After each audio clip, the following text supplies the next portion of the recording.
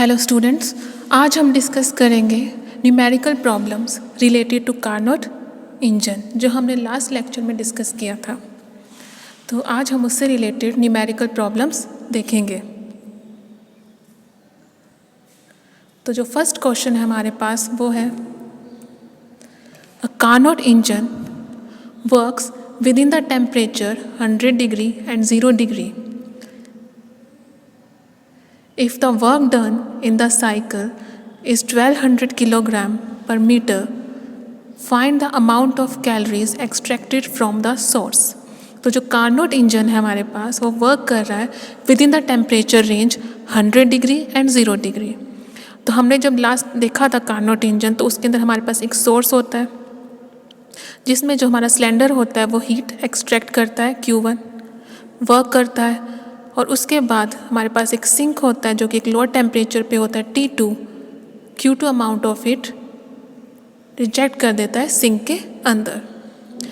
तो जो net amount of work done होता है वो किसके इक्वल होता है हमारे पास, Q1 माइनस Q2. तो हमने निकाला find the amount of calories extracted from the source, कि सोर्स से जो हमारा वर्किंग सब्सटेंस है उसने कितनी अमाउंट ऑफ हीट एक्सट्रैक्ट करी है. तो हमें क्या फाइंड आउट करना है, Q1. हमें गिवन क्या है, T1 और T2. T1 क्या है, temperature of the source 100 degree centigrade. इसको हम हमेशा किस में यूज़ करते हैं, एब्सोल्यूट केल्विन के अंदर हम यूज़ करेंगे. तो कितना हो जाएगा, 100 प्लस 273 के किसके इक्वल हो जाएगा, 373 केल्विन. तो हम लोग कौन सा स्केल यूज़ करेंगे, केल्विन स्केल. सिमिलरली हमारे पास जो T2 है वो कितना हो जाएगा, 0 डिग्री है. तो कितना हो जाएगा, 0 प्लस 273 के, तो किसके इक्वल आ जाएगा, 273 केल्विन. तो ये हमारे पास है. वर्क डन भी हमें दिया हुआ है. वर्क डन कितना है हमारे पास, 1200 किलोग्राम पर 1200 किलोग्राम मीटर. अब हमें क्या निकालना है, हमने निकालना है Q1, कितनी हीट उसने एक्सट्रैक्ट की है फ्रॉम दी सोर्स. तो हमें ये चीज़ भी पता है, हमने Q1 फाइंड आउट करना है. हमें पता है कि ईटा एफिशिएंसी ऑफ द इंजन किसके इक्वल होती है, 1 माइनस T2 बाय T1, और किसके इक्वल होती है, 1 माइनस Q2 बाय Q1. इसको हम क्या लिख सकते हैं, Q1 minus Q2 divide by Q1. अब Q1 माइनस Q2 हमारे पास क्या है, वर्क डन. तो work done divided by Q1 कितना आ जाएगा हमारे पास, एफिशिएंसी ऑफ द इंजन.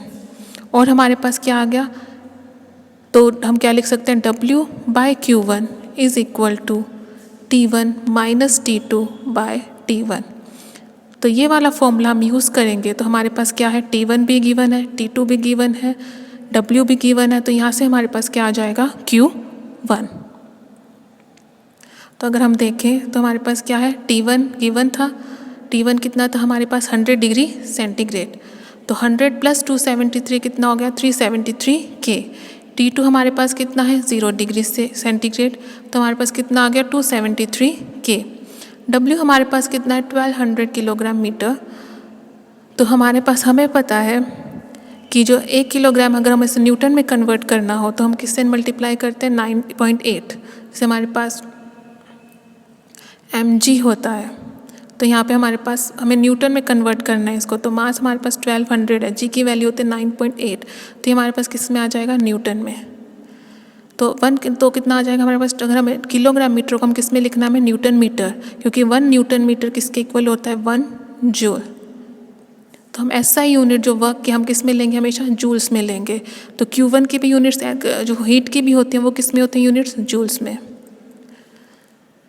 तो W हमारे पास किस में आ गया, 1200. पहले हमने किलोग्राम मीटर को किस में कन्वर्ट किया, जूल्स में.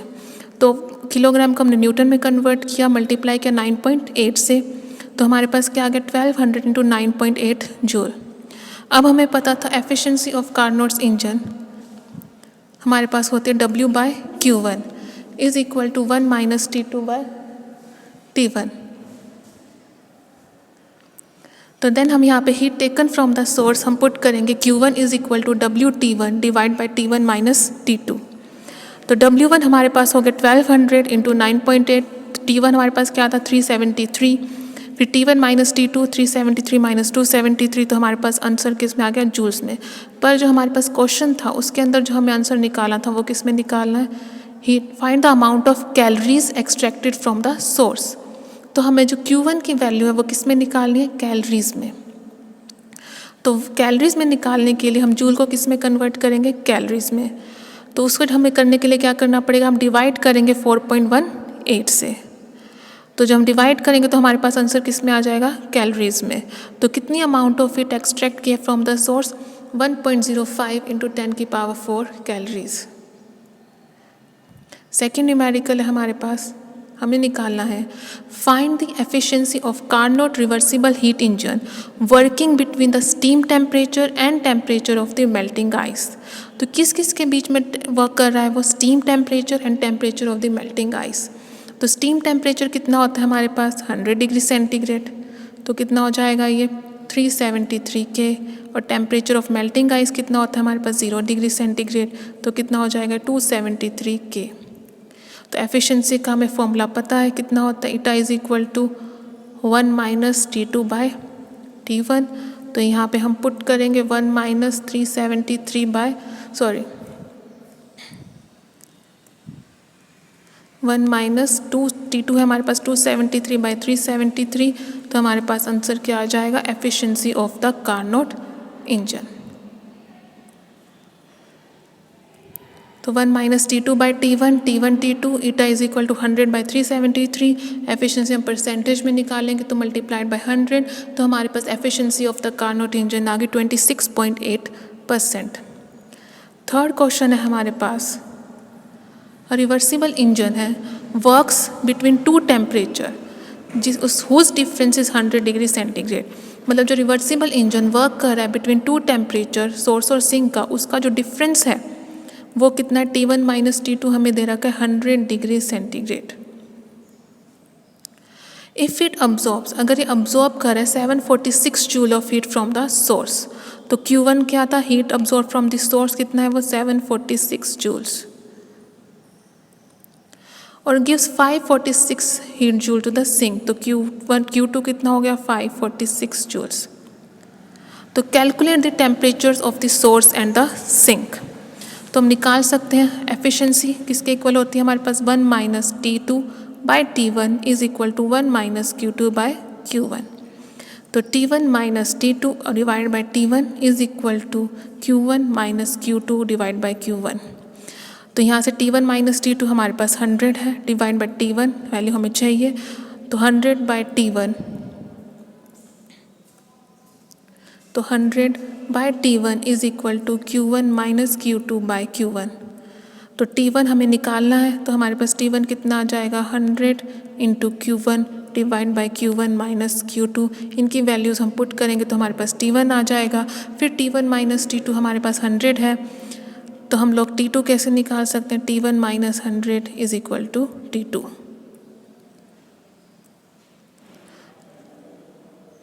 तो जैसे हमें दे रखा है ईटा क्या होता है हमारे पास, 1 माइनस Q2 बाई Q1।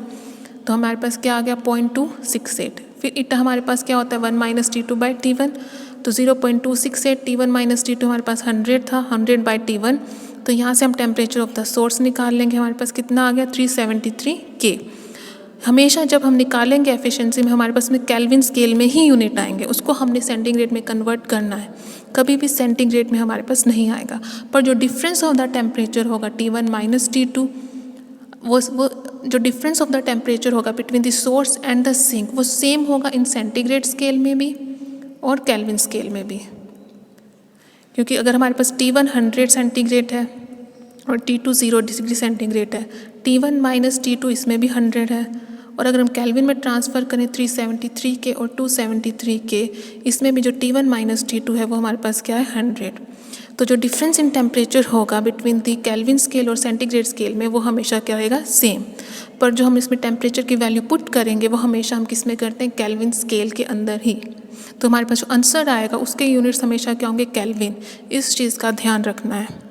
तो जो हमारे पास आंसर सेंटीग्रेड में हम क्या करेंगे, माइनस करेंगे 273 से, तो हमारे पास क्या आएगा, 100 degree centigrade. Similarly temperature of the sink क्या होगा हमारे पास, T2 373 माइनस 100 273 के तो वो इसके इक्वल होगा 0 डिग्री सेंटीग्रेड। फोर्थ न्यूमेरिकल है हमारे पास, efficiency of Carnot cycle is 1/6। हमें एफिशिएंसी गिवन है 1/6। If on reducing the temperature of the sink by 65 degree centigrade, मतलब इस टाइम पे हमने मान लिया कि जो एफिशिएंसी 1/6 है, यहाँ पे T1 जो है वो हमारे पास है टेम्परेचर ऑफ द सोर्स, और T2 है वो हमारे पास क्या है, टेम्परेचर ऑफ द सिंक। तो उस टाइम पे जो कार्नोट साइकिल है उसकी एफिशिएंसी है वो है 1/6। अब ने अगर हमने रिड्यूस कर दिया टेम्परेचर ऑफ द सिंक को 65 डिग्री, मतलब T2 हमारा रिड्यूस हो गया, T2 कितना हो गया, 65 डिग्री सेंटीग्रेड रिड्यूस्ड हो गया, तो एफिशिएंसी कितनी बन गई, इज बिकम्स 1/3। तो अब हमने क्या निकाला, इनिशियल एंड फाइनल टेम्परेचर्स निकाले between which the cycle is working. मतलब इनिशियल जब एफिशिएंसी 1/6 थी उस टाइम T1 और T2 की वैल्यू क्या थी। तो जब एफिशिएंसी 1/3 है उसमें जो सिंक का टेम्परेचर है वो कितना हो गया, T2 - 65, और जो सोर्स है उसका टेम्परेचर कितना रहेगा, हमेशा T1। तो हम कैसे देखेंगे इसको, तो गिवन हमारे पास क्या है, 𝜂1 क्या है 1/6, 𝜂2 क्या है 1/3। अब हमने अज्यूम किया कि initial and final temperatures, that is temperature of the source and the sink, are T1 and T2 absolute. तो efficiency in the first case हमारे पास कितनी थी, 1/6 is equal to 1 - T2/T1। In the second case हमारे पास क्या हो रहा है, टेम्परेचर ऑफ द सिंक जो रिड्यूस्ड हो रहा है T2 - 65, तो एफिशिएंसी हमारे पास क्या आ जाएगी, 1 - T2 - 65 डिवाइड बाई T1। तो इस टाइम पे हमारे पास एफिशिएंसी क्या है 1/3, तो 1/3 is equal to 1 - T2 - 65 divide by T1। अब हमने क्या कर दिया, इसको इसमें से सब्ट्रैक्ट कर दिया फ्रॉम 2 फ्रॉम 1, तो हमारे पास क्या आ जाएगा, तो 1/6 is equal to 65/T1। T1 से T1 कैंसिल हो जाएगा, T2 से T2 कैंसिल हो जाएगा, और हमारे पास क्या रह जाएगा, 65/T1 इज इक्वल टू 1/6। तो यहाँ से हमारे पास क्या आ गया, T1 इज इक्वल टू 65 × 6 390 के, हमेशा केल्विन में आएगा, इसको सेंटीग्रेड में हम कन्वर्ट करेंगे तो क्या आएगा, 390 - 273, तो आंसर कितना आएगा, 117 डिग्री सेंटीग्रेड। अब हमें क्या निकालना है, ये हमारे पास आ गया टेम्परेचर ऑफ द सोर्स। अब हमें क्या निकालना है, टेम्परेचर ऑफ द सिंक, तो वो क्या आएगा, 1/6 इज इक्वल टू 1 - T2/390, तो T2/390 इज इक्वल टू 5/6, तो T2 इज इक्वल टू 390 × 5/6 इज इक्वल टू 325 के। उसको जब हम सेंटीग्रेड में निकालेंगे तो 273 से क्या कर देंगे, सब्ट्रैक्ट, तो हमारे पास सेंटीग्रेड में टेम्परेचर ऑफ द सिंक क्या आएगा, 52 डिग्री सेंटीग्रेड। तो ये थे हमारे पास numerical problems basis on the Carnot cycle. आज लेक्चर में इतना ही, थैंक यू।